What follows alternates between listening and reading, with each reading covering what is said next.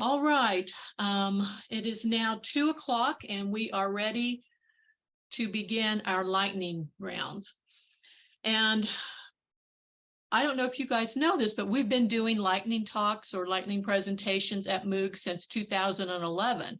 So we've been doing these for a number of years.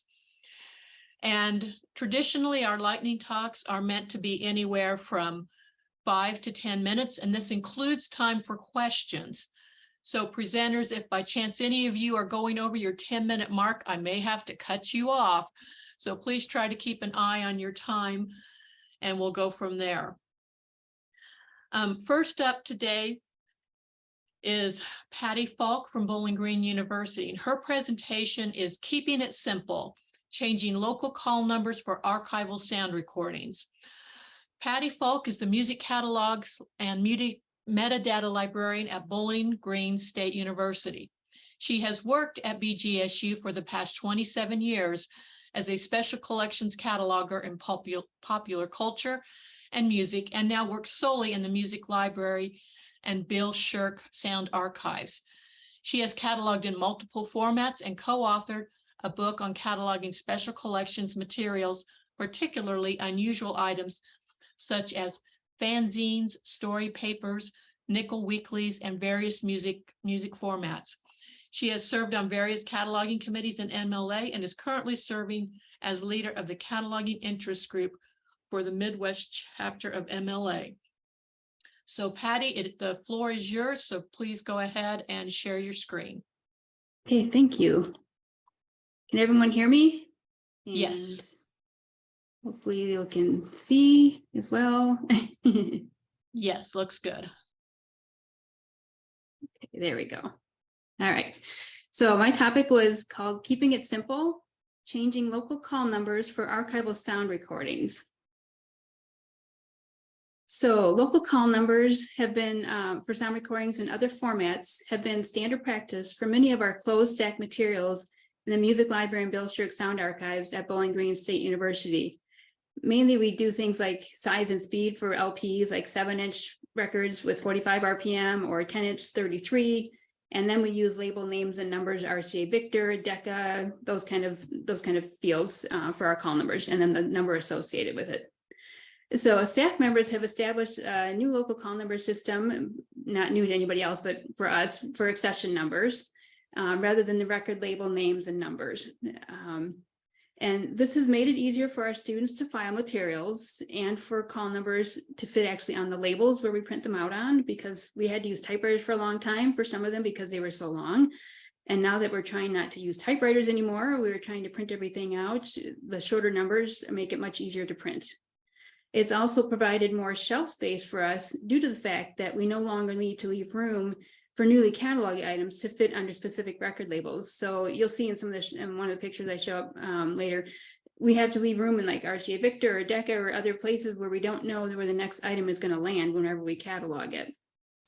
So, and again, we have a very large sound archives collection. So we've done this process for 3 of our collections now. We've used our CD collection, which is at 96,000 CDs now. And this is just for popular music. We had student supervisors do that project because they could pull items up by barcode. We have completed the 12-inch 45 disc, which there's about 3,000 of those. And we completed the 10-inch 45 discs as well, because they were all smaller collections. We were kind of doing them as test pilot projects. And we're now in the process of doing our 7-inch 45 RPM discs, renumbering those. And there's only 211,000 of those. So long-term project. But we hope that by keeping it simple, it will create less errors in filing and retrieving of the materials and continue to help us gain more shelving space in our closed stack areas in particular. So this is an example of what our CD call numbers used to look like. We just use CD and then the label name and then the number that was usually associated with it. Or we make up an 001 if they didn't have an actual number. This is now what we are using. It's just CD, and then here's the number up to 96,000. I just did this one this week. For our 12-inch 45s, this is what we use, 12-inch 45, the label name, and then the number associated. We also use a red dot to clue the students in to make sure it goes in a different section than the 33-inch records. And this is now what they look like. We are also using a new system for some of the LPs using a flag system. So we're trying not to mark up the items anymore like they used to.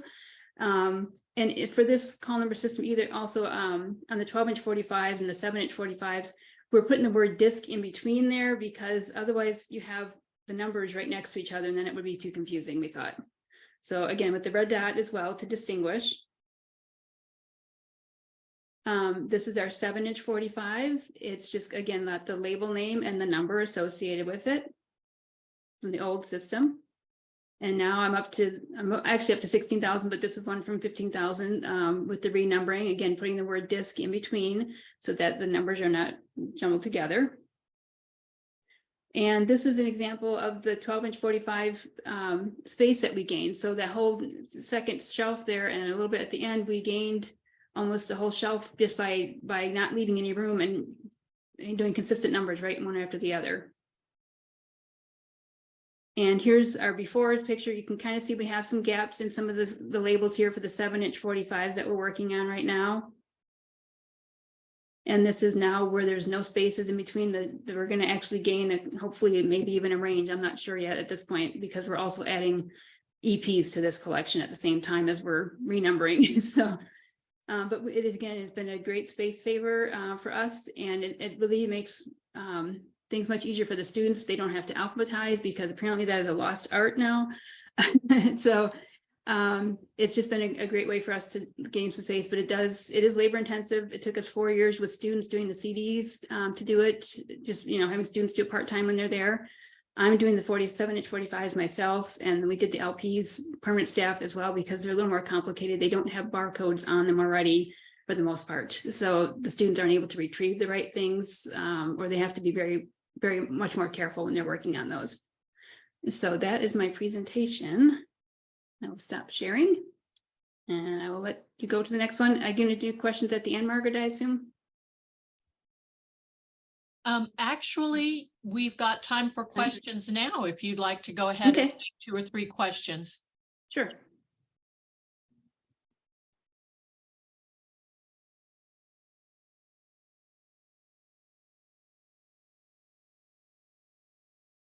I think Andrea has a question. I'm not seeing it yet. Go ahead. Her hand is hand up. Okay. All right. Yeah, Andrea. Yeah. Hi, I'm just curious where you're using adhesive labels. What kind of adhesive labels are you using?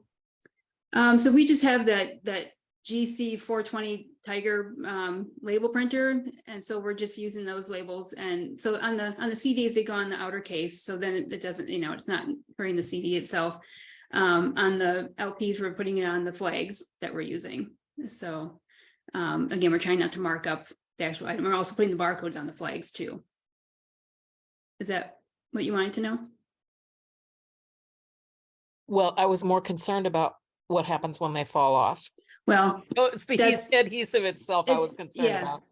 That's a problem all the time with everything. We've had some of our older CD stuff, the labels fall off, and we just put new ones on the stickers. For the most part, though, a lot of the LP ones, when they were stuck onto the LP, the cardboard, the cover, they're still hanging on for a lot of them, which is, good and bad. And yes, Marianne, it is just basically an accession number 1, 2, 3, 4, 5. We thought that would be easy, and we've done that with our other circulating collections of CDs and videos, and also our sheet music, just trying to convert everything to easier call numbers. So Deb was asking if it's a circulating collection or not. So the archives are not circulating. I mean, they are in a way as far as we check them out in the system, but they don't leave the floor. But the other collections that we do use the same kind of system for are circulating, our DVDs and our regular CDs, classical stuff. Those all have the same kind of numbering system already. We'd already done those a number of years ago. Let's see, Carlene, if sound materials are lost or withdrawn, will you plan to reuse the accession number? No, we would reuse the number. Yeah, we reuse it and just stick something else in there. I've actually done that with some of the 7-inch 45s already. And let's see, Emily, let's see. Do you still have a tape cassette collection? Yes, we do, and that is an accession number collection already. And we've done that already, yes. So we did those last because that was for low priority things, and we didn't know we had a huge collection of them until our previous sound archivist left. So we did those after he'd gone, and started out with the new system. We were already using it for the CDs by that point. So does that answer everyone's questions? And Andrea, so yeah, we do still have the old call number in the system. Actually, for the CDs right now, we're putting a temporary call number in when I catalog it, because we fill up a box at a time because we're putting them in boxes on our compact shelving rather than loose on the shelves as a space saver as well. So we are keeping a placeholder for in the bib record, and then the item record gets the new call number established with whatever the next number is. And let's see. Oh, how do you track? Well, so right now I'm the only one putting the numbers in, so I can keep track of the numbers. I just keep track of what my last number was. And I just add the new one on, and I mark it on the box that I'm working on and put the next number that's going to be. And we're also tracking in an Excel spreadsheet for the CDs. We started it with the students, and we're continuing that process. So because we have a student go back and put call numbers ranges on the boxes. And so that way she can see which ones have been printed and which ones haven't been printed as well. And what ILS we use? Oh, sorry, we use Sierra, and I don't know that it can automate accession numbers. All right, I'm sorry to cut you off, Yep, Patty, that's okay. but our 10 minutes are up. Yep. And I would encourage anyone, again, if you have questions, please follow up with Patty. And she'll hopefully get back to you then. Okay, our second lightning round for this afternoon is titled The Cataloging of the Silent Film Music at the Library of Congress, all of it. And this is presented by Benjamin Barba from the Library of Congress. Ben Barba is a senior cataloger in the Music Bibliography Access Session of the Music Division of the Library of Congress, as well as the administrator of the U.S. ISMN agency. His primary responsibility includes cataloging notated music and books on music, in addition to handling the day-to-day operations of the U.S. ISMN agency. So Ben, go ahead and share screen and take it away. Okay.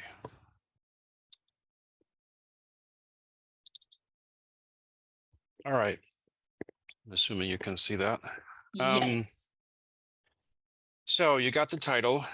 This was a collaborative effort primarily between myself and a music specialist who is not a cataloger.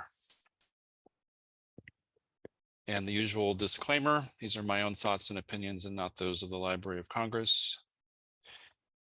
So we have a reference specialist, Paul Sommerfeld, who noticed an increased level of scholarly attention being paid to silent film music, which was starting to come into the public domain. The music division has considerable holdings that were largely hidden, so Paul initiated a project to have it all brought together and digitized. This presented a bit of a quandary. Thousands of silent film music titles needed to be scanned. All scanned titles must have Voyager records. Almost no silent film music titles had Voyager records. Therefore, thousands of Voyager records needed to be created relatively quickly. So that was the problem I had to solve. Fortunately, Paul had created a detailed spreadsheet with metadata for each title. I looked at the feasibility of using this as the basis for records and determined that it could be done, even though it wasn't entered according to cataloging rules. The plan was for me to look at the items, enhance the data as needed, convert it to MARC, and load it into Voyager. Here's a breakdown of the material. We have about 1,300 titles that are for specific films with LC holdings both in print and on microfilm. Museum of Modern Art holdings, for which we only have the microfilm, and some miscellaneous titles. The bulk of the material is stock music published in series in the US and other countries. And we also have a handful of books, bringing us to a total of around 4,500 titles. In terms of material types, most of it is printed music with some manuscript and language materials. In terms of formats, we had scores for piano and organ, piano conductor parts with or without orchestral parts by themselves, and a fair number of cue sheets. So this was the most common format. It became clear that this was not a typical ensemble. The music was arranged in such a way that it could be played by whatever instruments they had on hand, from solo piano all the way up to a full orchestra. The subject heading salon orchestra music had been used for this type of ensemble in the past, so that's what we considered the medium. But in the human readable medium note, we said it was for theater orchestra in case people weren't familiar with what that was. Silent film cue sheets are lists of suggested stock cues tailored to a specific film. They were primarily put out by publishers as a way to market stock music. These are different from sound film cue sheets, which are a list of the cues that were actually used. We had enough of these that I felt we needed subject access, so we established the heading silent film music cue sheets, which applies narrowly to just these types. And then we have a more general genre form term, which can be used for any cue sheet having to do with music. The stock music consists of independent cues based on a single mood or action with generic titles like hurry or misterioso. They often have descriptive phrases that tell you what types of scenes the music goes with. This one is for battle scenes. These were published in series in a number of different languages with lots of parallel titles.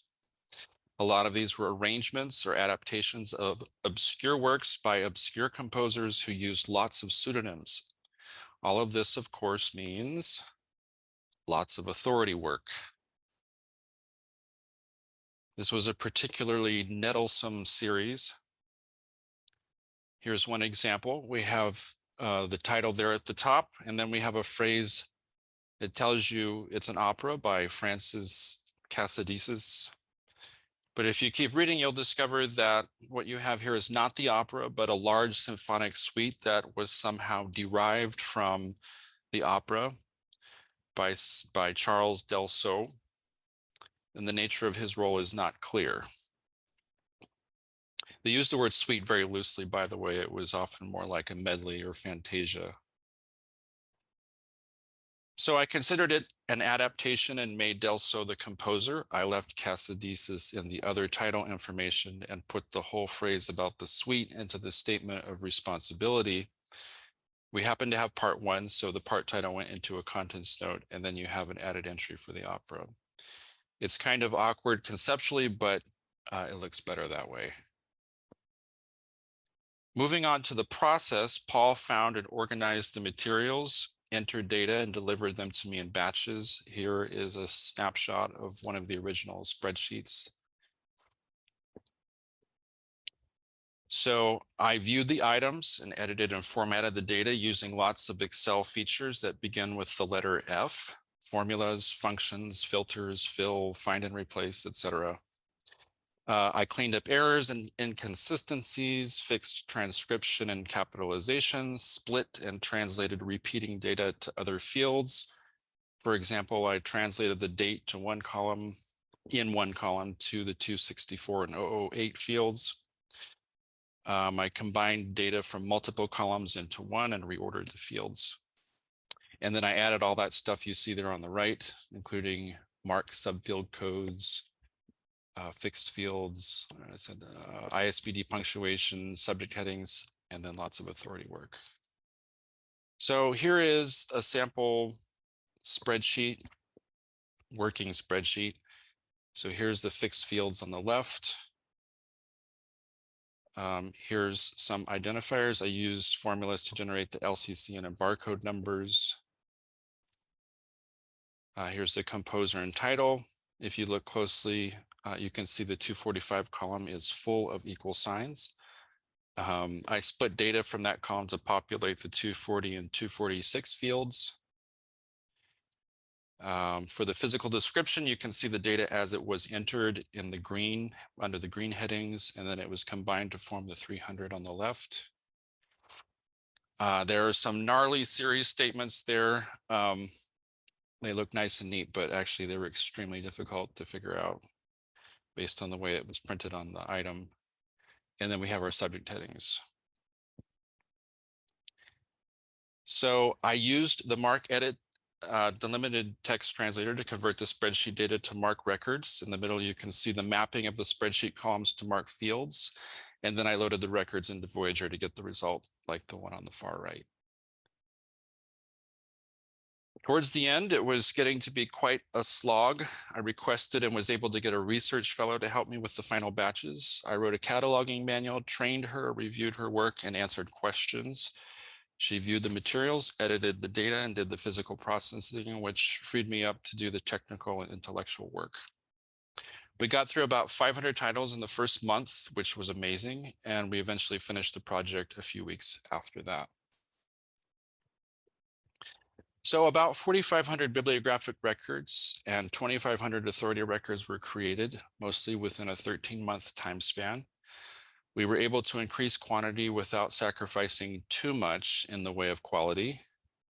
Richer item-level metadata makes discovery easier for researchers, and the metadata itself can be used as big data to study the stock music. Paul and I will be giving a paper related to that at YAML later this summer. I refined the process for future projects, and it happens to be a process that is well suited for a hybrid work environment. Some lessons learned through trial and error are to catalog a test batch first to see what issues crop up, which can inform what to include in a cataloging manual. In an ideal world, you would train the person first before they start entering the data, so you don't have to spend lots of time redoing things, with a special emphasis on correct transcription. Templates are important and save lots of time, and systematically taking photos, which we didn't do, even if it's just the first page of every title, would save having to handle fragile items, and generally would make life easier when working from home. You might wonder why take photos when the items are going to be scanned, but as I said in the beginning, we have to do our work first before the scanning can occur, and somehow we managed to pull it off. The end. Thank you, Ben. We've got time for a couple of questions if anybody has any questions for Ben.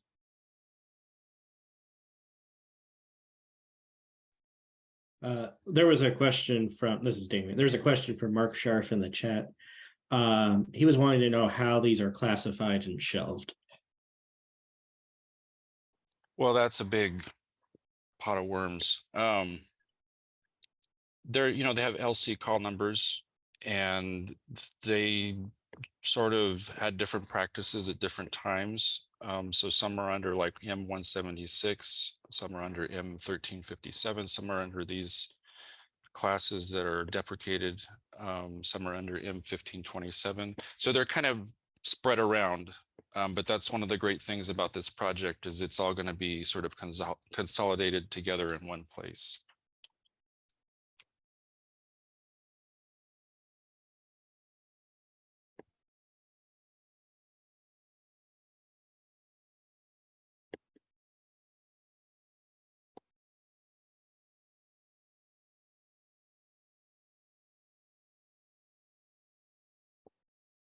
All right, I am not seeing any other raised hands at the moment and no new questions on chat. So thank you very much, Ben. And again, I would encourage you all to reach out to him if you come up with some questions at a later time. All right, moving on to our third lightning round presentation. Our next presentation is titled Opportunities and Challenges of Cataloging Soviet Materials of the Margarita Mazo collection. This is presented by Laikin Morris and Jack Nighan of Indiana University. Laikin Morris is the sound recording cataloging assistant librarian at Indiana University's Cook Music Library. Jack Nighan, and Jack, I apologize if I'm pronouncing your name wrong. Jack is a graduate student at Indiana University pursuing a master's degree in library science and music theory. He is technical service assistant in cataloging at the Cook Music Library and associate instructor in music theory at the Jacobs School of Music. And they've already started their share screen, so I'm going to let them take it away.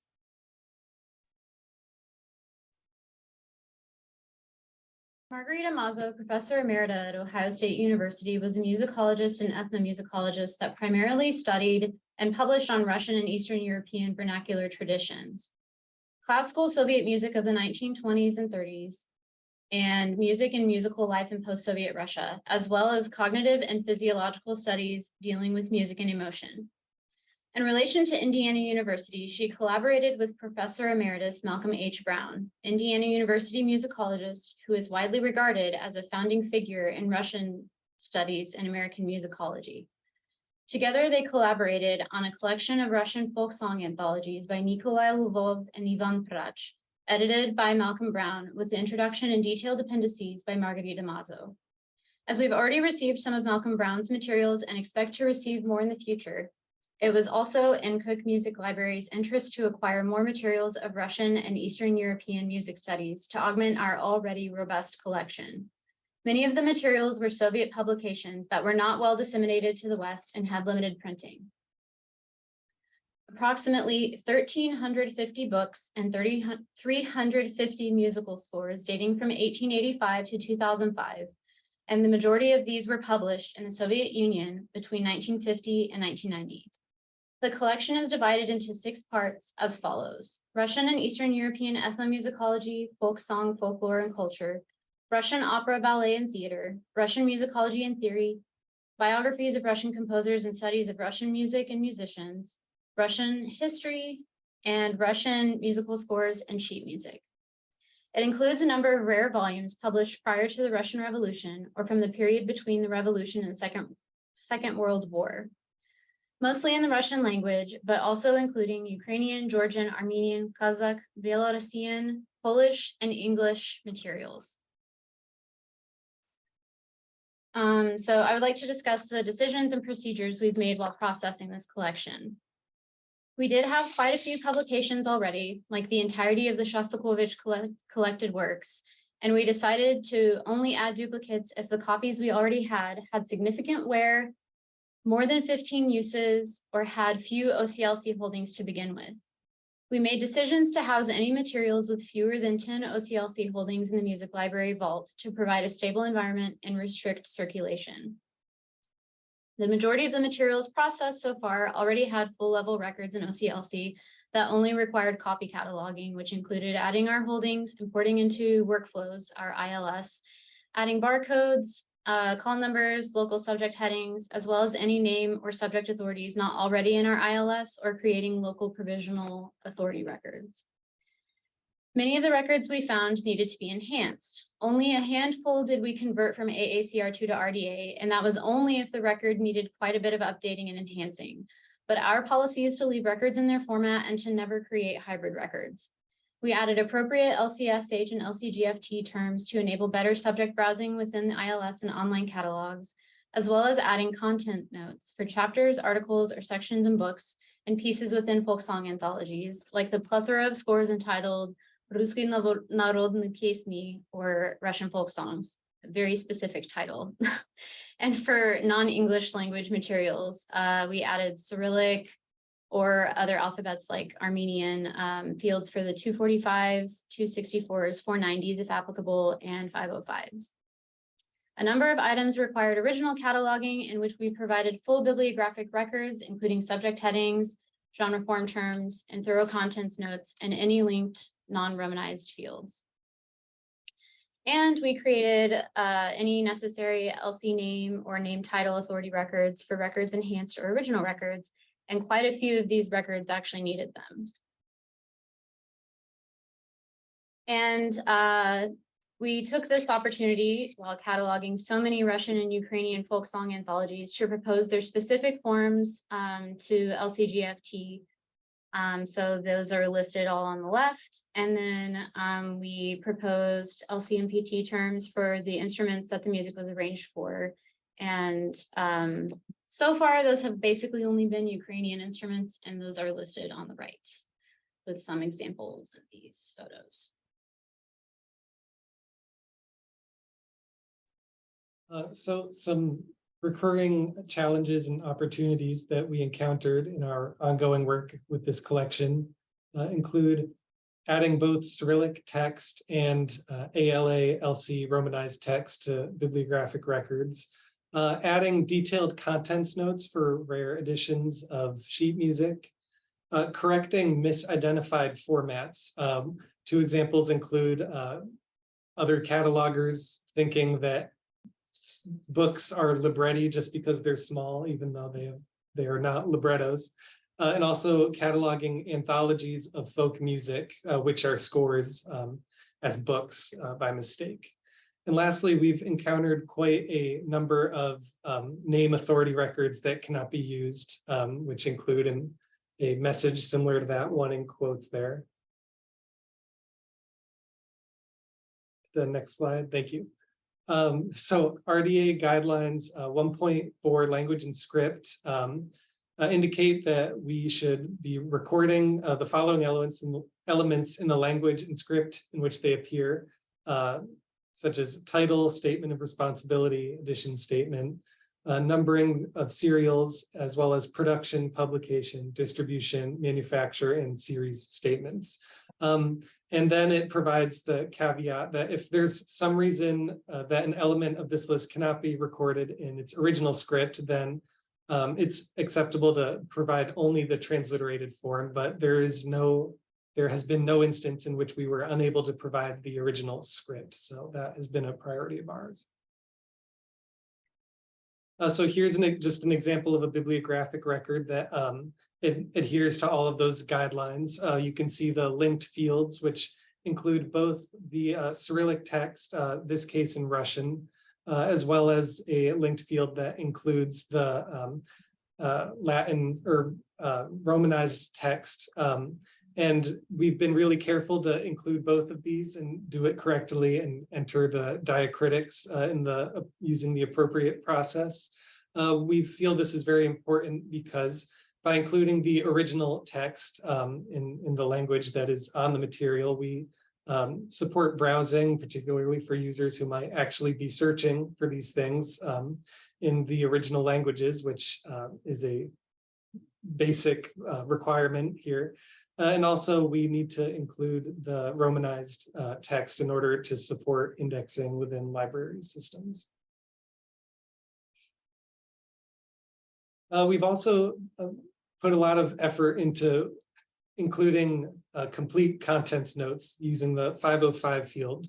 I've developed a workflow where I scan the tables of contents using the Google Translate app, put that into a Word document where I can quickly add the appropriate punctuation, and then bring it into OCLC Connection where I make sure all the diacritics in the original language are added correctly, and then use a transliteration tool to change it into the ALA LC Romanized text, and also need to manually add all the diacritics. But it saves a lot of time and it's really worthwhile because in many of these items, we have a lot of even one-of-a-kind scores in this collection, and this might be the only time that these typically folk songs might have been printed.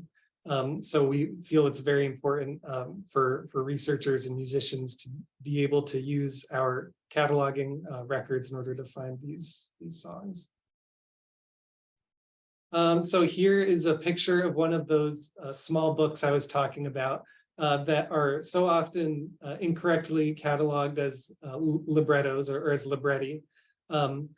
It's a common form of publication in this collection is musical analyses of an individual work that is published as a monograph. So it's reasonable when you look at this, you can see the title of a composition, an opera, Prince Igor by Borodin. So it does, superficially look like a libretto, but when you actually open it up, it's all just narrative prose and musical examples and no lyrics. So we've had to update a lot of these bibliographic records and correct the subject and genre form headings to represent what these publications actually are. And another bottleneck has been items that are really scores that have been cataloged using the record format for books. That's an issue because we can't change that ourselves. We can only report the error, and then someone in OCLC has to fix that. And even after it is updated, there is still work to be done. So in this screenshot here, there is a bibliographic record that has been changed from books to scores. You can see the little thing at the top left of the screenshot that says scores, which is correct. But you can also see that the F music fixed field is blank. The 300 field is still formatted for books, not scores. And the 336 field says text in subfield B, TXT, when it should say notated music, subfield B and TM. So those are, there is still work to be done even after we wait for the record type to be changed to scores. And lastly, this is just an example of one of those quote unusable name authority records. They contain a message in the 667 field that requires they be updated and reviewed. So we have done that for quite a number of name authority records at this point. So this is a before image, and on the next slide we have the after. So what it looks like after we do some work on the record. You.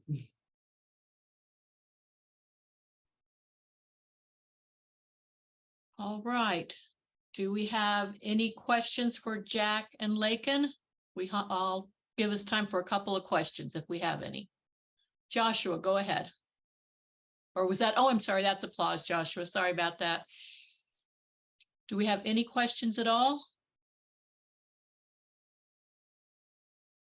Okay, Casey Mullen over in the chat says that member merge participants can change record type. WWU is a participant. Feel free to contact me if you'd like a quicker resolution to such situations. Other MM folks may also be willing to help. And then he follows it up with that goes for all of y'all in MOUG land. Great. That's basically how I buy stuff. Whatever's on sale. You must have gotten a really weedy one because that was not that weedy. All right. Okay. Do we have any questions? We have a comment from Reed David. He said, just impressed that you transcribed those lengthy 505s in Cyrillic. I agree. We all appreciate that. All right. And again, please, if you all think of any questions later, please contact Laikin and Jack with your questions, and please go ahead and give your virtual applause to them. And then we're going to move on to our fourth lightning round presentation. Our fourth presentation is using Zoom to teach music cataloging. Marianne Kordas currently serves as the Director of Music Materials Center at Andrews University's James White Library in Berrien Springs, Michigan. Born in Wisconsin to Francophone parents, she grew up attending early music, now concerts, and playing violin in the Milwaukee Youth Symphony Orchestra. She holds a BA in music with a minor in language studies from Andrews University, as well as dual master's degrees in music librarianship and musicology from the University of Wisconsin-Milwaukee. Areas of scholarly interest include women in music, archival studies, digital humanities, workplace mentorship, and information literacy pedagogy. Marianne enjoys hiking, gardening, watching European TV shows, and spending time with her friends and 2 cats. Her most recent co-authored journal publication is titled Optical Character Recognition, OCR, Approaches to Cursive Handwriting Transcription, Lessons from the Blythe Owen Letters Project in the Journal of Adventist Archives. Marianne, go ahead and share your screen and take it away. Thank you. Can everyone hear me? I've been having some microphone problems this last week. So are we You're good Very at the good. moment. All right, wonderful. So just a shout out to my UWM people. I see several people here who are connected to University of Wisconsin-Milwaukee, including Trishani and Patty. So it's great to see everybody. I just wanted to share my experience quickly here. Just give some people some ideas about maybe some different ways that we can approach mentorship in music cataloging, and even just the teaching of music cataloging classes. So think of this as just kind of a case study, not necessarily best practice, but maybe thinking about ways that we can improve our practice. So as my slide says, this is for using Zoom to teach music cataloging. And I'm hoping that you can see that. Yes. Great. So the three people I'll be mentioning in my talk today are myself, Marianne Kordas. I'll also be mentioning Laurel Diskin, who I believe was our ML STEP coordinator for a little bit out in California, as well as my student employee here in the Music Material Center at Andrews, Tyler Braithwaite, who is now graduated and is working for a nonprofit organization overseas. So unfortunately, neither Laurel nor Tyler were available to join me today, but I'll be talking about our experience. It looks like some people are maybe having some challenges seeing my slide. Do we need to fix that?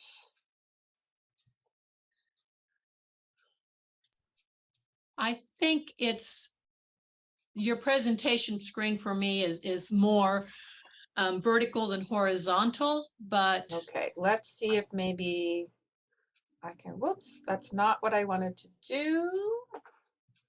Because I do want people to be able to follow along. I am using two screens and sometimes that muddles the program a little bit. Let's try this. I'm going to stop share and then I'm going to try sharing again.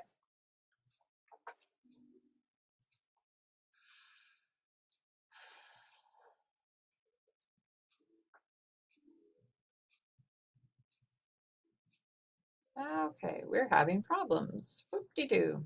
Welcome to technology, the wonder and the mess. Okay, let's try this again.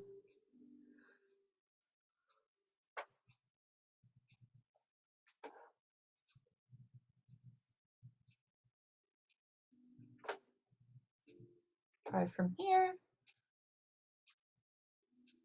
Is that any better for folks? Fantastic. All right, great. So I'm going to start from my title slide. So neither Laurel nor Tyler were able to join us today, but I'd just like to talk about our collaborative experience using Zoom to teach music cataloging. So as I'm sure we have all lived through the last couple years, and necessity has been the mother of invention. I just remember those first few years of lockdown and quarantine and all the crazy stuff we went through in 2020. And I think we were all forced to innovate under really, really difficult conditions and do stuff in 2 weeks that, you know, otherwise might take a year. Up until that point, like I was aware of video conferencing. I'd used it a little bit, but I wasn't necessarily super comfortable with it. The fact that we're even online today, I think, you know, while we've done some video conferencing in the past, both in MLA and MOUG, I think everyone's just had to get a lot more comfortable with it. So for me, one of the challenges with teaching music cataloging to my student assistant was that I just couldn't be out in the main office space with Tyler at that time, kind of, you know, side by side. So we thought about, okay, how are we going to do this? How do we keep the workflow moving? I'm in a situation where we are a small library. There's only 9 of us librarians. We are faculty track within maybe about 3 paraprofessionals. And then we rely very heavily on student assistants. And I view that as both a benefit to me, though there's a bit of revolving door, but also benefit to them because Tyler was a computer science major with a strong background in wind symphony performance as a trombonist. And so I just wanted to expand his options in terms of career choices and maybe try to convince him to become a cataloger. But, you know, how to do that, how to keep moving forward in the fall of 2020 when we were having a lot of restrictions on, you know, mask wearing and being physically distanced and so. And so I thought, well, you know, if I sit in my office, which you see behind me, and he sits on the other side of my office door at the student assistance desk, if we both have Zoom on and he has the record up on screen, then I can coach him while maintaining the physical distance. Now, I think sometimes when we're a more experienced cataloger, we forget that this kind of interface, whether it's an OCLC connection, or in this case, my institution is still using Sierra, but you know, Voyager, Alma, you know, whatever management system we're using, that this spreadsheet here, this data field, this can be intimidating to somebody who has not seen one of these before, or who is not necessarily coming from that computer science background. So in around October of 2020, Laura Diskin wrote to the MLA listserv looking for the potential for a music cataloging internship or some kind of further mentoring in music cataloging. She said she'd taken a class as part of her MLIS, but it just had all seemed very abstract and not practical, and it hadn't, she passed the class, but it hadn't clicked. And I don't necessarily consider myself the most whiz cataloger out there, but you know, I can copy a pretty good copy catalog record. That's fine. And I offered to, just in a spirit of mentorship and collegiality, to reach out to her and have a Zoom call and just show her a few things. And from there, we developed a system where, since I was teaching Tyler every week on Friday mornings, she just would join in. She was a trooper. She'd wake up at 6:37 in the morning and be on Zoom California time, with the time difference between California and Michigan. So we use Zoom to overcome some time differences like that, and used it to overcome kind of that physical distances, both in terms of her being in California and us being here, and then with me and Tyler needing to keep a little physical distance. And it turned out to just work out really well. I had the privilege of taking a couple different cataloging classes during my master's at the University of Wisconsin-Milwaukee. And one of the things I did find frustrating about that experience, it was that a lot of it was just done, like when we were learning cataloging, a lot of it was done kind of on worksheets. And I think if I hadn't had experience as an undergraduate or as a graduate student, both working in a music library environment where I was able to really see the practical application of the things I was learning in classes, that would have been a lot harder. And so with using Zoom, I was able to coach in real time with Tyler going into connection. Since Laurel had taken classes, she had a little bit more of the theoretical background. So we were able to just put that all together, edit records in real time, update records in real time, and just do some coaching and some shadowing in a way that I had not considered before. So as all of us think about how we're going to teach skills moving forward, just remembering that sometimes actually just being live in an interface or demonstrating live in interface can be a really powerful pedagogical tool. And then in talking with Laurel earlier this week about some takeaways she wanted to make sure I mentioned today, she said that she just hopes that our example can be an inspiration for further types of maybe cataloging internships or mentorships for other people. So that's just a little bit about my experience during the school years of 2021 and 21-22. If you have any questions, I'm happy to take them now.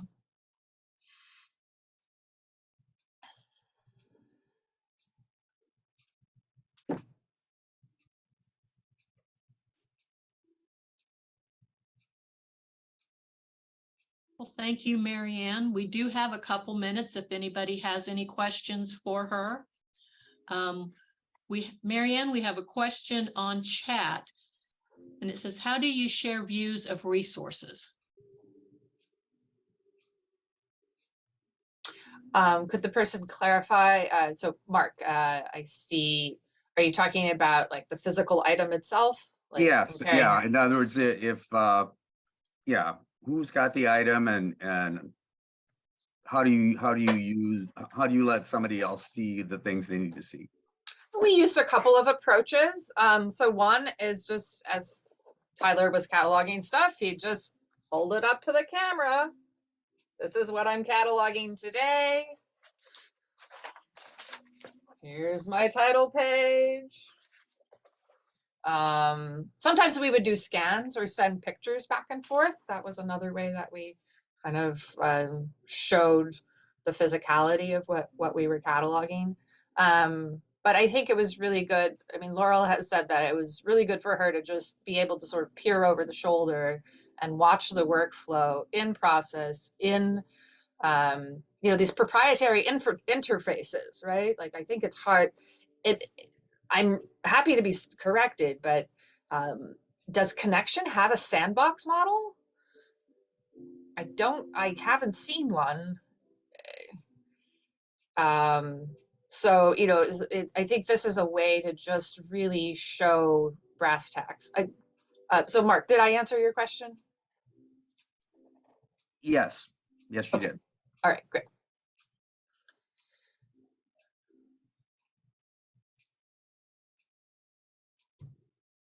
Yes, and Jennifer is correct. We did that too. So Tyler would actually have his Zoom screen up on the computer with Connection, and then he had his phone logged in as a third user, and he'd show his phone as a way to display title pages and show physical counts of page items and those physical descriptions. So yes, Jennifer. Marianne, there was an earlier question in the chat about what formats did you use with the students? Did you use music scores, CDs, LPs, etc.? We did in the course of the 2 years. We started off just with music reference books because, in my opinion, those are sort of the simplest books. Or you just ML10, 410s.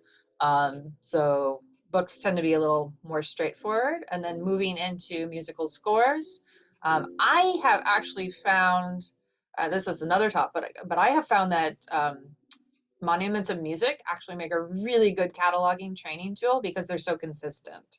And so you can really help your learner figure out the patterns that exist in cataloging. So started there and then branched out. By the end, we were doing some CDs and LPs, yes.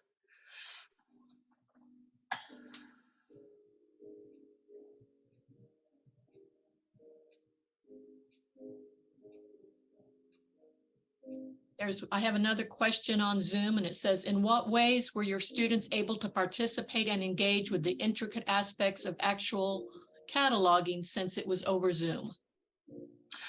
Okay, so maybe I wasn't quite clear about the setup. So I would be in my office like I am today on Zoom with all of you. Tyler was out in the outer office with Connection up on his module and then Zoom enabled there.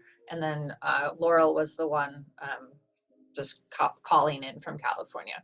So my student worker was the one who was live with Connection and then with Connection up on the screen. And then I'd coach him through entering the fields and so forth. So yeah, one person is up and live, the other people are watching. But if it is your actual enterer person who's on the other, who has it live, then you can coach from a distance, actually. All right, Marianne, I think that concludes your time for this lightning round, and I would like to thank you for your presentation, and I would like to thank all of the presenters today. You all did a fantastic job, and you know, a virtual MOOC could not go on without all of you helping to contribute and participate in our virtual meeting. With that said, I would also like to thank the program committee for all of the help that they did in not only being co-host today, just in case I was happened to get cut off for any reason. I would like to thank them as well for their work in helping to pick the presentations. You know, this is a group effort to get something like this to come together. I would like to share with you that I have already sent out the meeting survey via Sketch, so please check your email. It should have gone out about half an hour ago, a little less maybe. Be looking for, I believe it actually says in the subject line that this is, it's from notifications@sketch.com, so be on the lookout for that. Do check your junk or spam folders. I've had several people report that their emails from Sketch went into those folders. If you do not find an email about the survey, or if you have any other questions, please feel free to contact me directly. The deadline for filling out the survey is on February 25th, which is slightly over 1 week from today. I'm also going to put in a plug to start thinking about MOUG 2024. In a few months, I'm going to be putting out putting out a call for program committee, and then we will also start asking for your presentation ideas for next spring. So again, I would like to thank all of you for participating and attending MOUG 2023.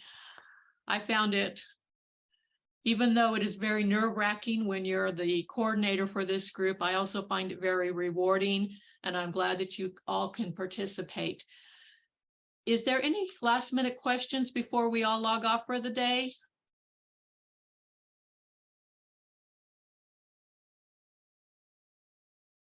All right, seeing none, I think I'll let you all go. We'll actually get out on time.